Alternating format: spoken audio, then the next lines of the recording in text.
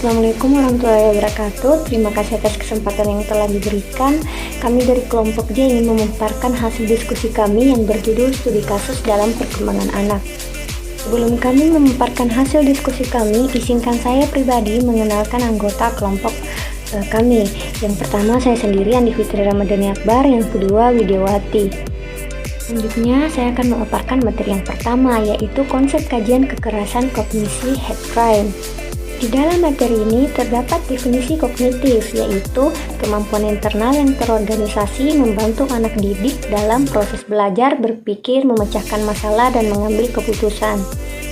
Maksud dari definisi tersebut adalah di mana kapabilitas yang mengatur cara bagaimana anak didik mengelola proses belajarnya. Ketika mengingat dan berpikir, ia juga merupakan proses pengendali atau pengatur pelaksana tindakan. Dalam materi ini juga terdapat faktor yang mempengaruhi kognitif anak. Yang pertama, perhatian anak didik terhadap stimulus. Yang kedua, skema penyusunan sandi yang dilakukan anak didik. Yang ketiga, tumpukan informasi yang disimpan dalam ingatan. Maksud dari ketiga faktor ini yaitu di mana kapasitas ini mempengaruhi kognisi anak didik dalam mencari dan menemukan kembali hal-hal yang disimpan dan dalam mengorganisasi respon. Dalam materi ini juga terdapat tahapan dalam berpikir. Tahapan dalam berpikir itu ada 4. Yang pertama, tahap sensorimotorik, di mana tahap ini berlangsung dari lahir sampai kira-kira usia 2 tahun, di mana anak mengkonstruksi pemahaman mengenai dunia dan mengkoordinasikan pengalaman sensoris seperti melihat dan mendengar dengan tindakan fisik atau motorik. Yang kedua yaitu tahap praoperasional, di mana tahap ini berlangsung dari kira-kira 2-7 tahun, di mana anak mulai merepresentasikan dunia dengan kata-kata, citra, dan gambar-gambar. Pikiran simbolik sudah lebih dari sekedar hubungan sederhana antara informasi sensoris dan aktivitas. Yang ketiga itu tahap operasional konkret. Yang dimaksud dari tahap ini yaitu berlangsung dari kira-kira usia 7-11 tahun, di mana anak dapat melakukan operasi dan penalaran logis menggantikan pemikiran intuitif sepanjang penalaran dapat diaplikasikan pada contoh khusus atau konkret. Dalam tahap keempat yaitu tahap operasional formal, yaitu terjadi antara usia 11-15 tahun, di mana individu bergerak melebihi dunia pengalaman yang aktual dan konkret, berpikir lebih abstrak atau logis. Adapun aspek-aspek perkembangan anak. Masa perkembangan anak meliputi 5 periode sebagai berikut. Periode pranatal. Periode pranatal sebelum kelahiran perkembangan langsung dengan sangat cepat, khususnya dalam perkembangan psikologis dan meliputi perkembangan seluruh struktur tubuh. 2. Periode infasi.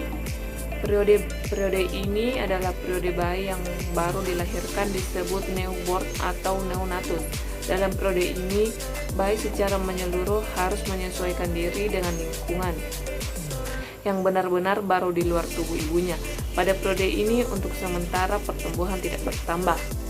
3. Masa bayi. Masa bayi berusia sejak 2 minggu sampai 2 tahun. Pada awalnya, bayi benar-benar tidak berdaya.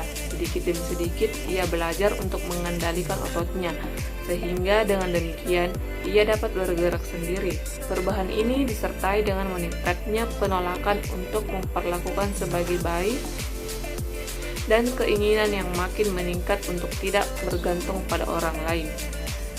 4. Masa anak-anak yang berusia 2 tahun sampai masa remaja.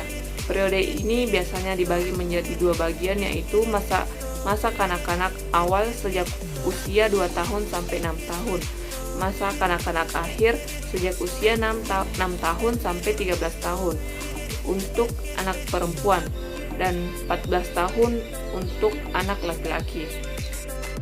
Yang kelima, masa pubertas sejak usia 11 tahun sampai 16 tahun.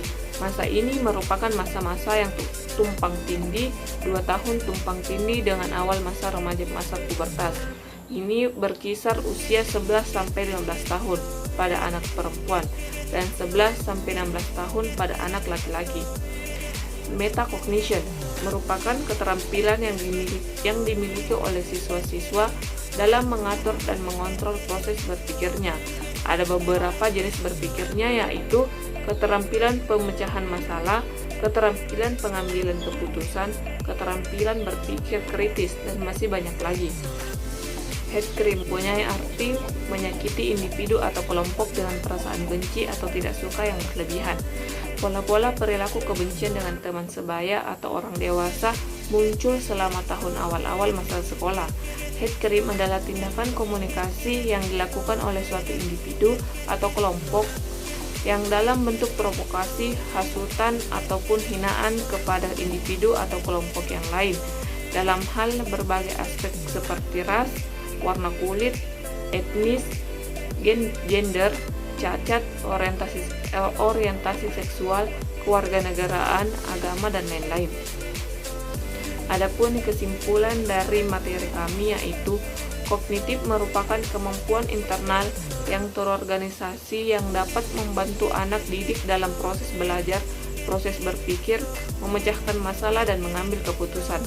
Kognitif mempengaruhi perhatian anak terhadap stimulus-stimulus, skema penyusunan sandi yang dilakukan, dan tumpukan informasi yang disimpan dalam ingatan. Kapasitas ini juga mempengaruhi anak didik dalam mencari dan menentukan kembali hal-hal yang disimpan dalam mengorganisasi respon.